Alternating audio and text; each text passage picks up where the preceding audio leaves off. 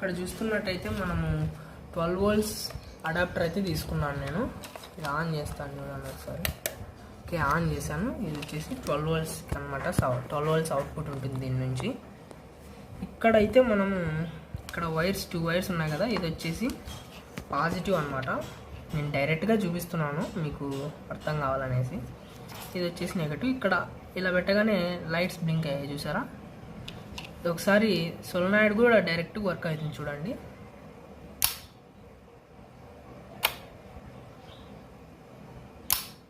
పెట్టి చూపి డోర్ది. ఇప్పుడు ఇది కూడా పెడతాను చూడండి. సో ఈ రెండింటికి అయితే యాక్సెస్ ఉంది. సో ఇది టోటల్గా ఇలా వర్క్ చేస్తుంది. దీని కోడ్ అంతా మీరు ఇందాక ల్యాప్టాప్లో చూసే ఉంటారు. బట్ ఈ కార్డు, ఈ ట్యాగ్స్ ఎలా యాడ్ చేయాలో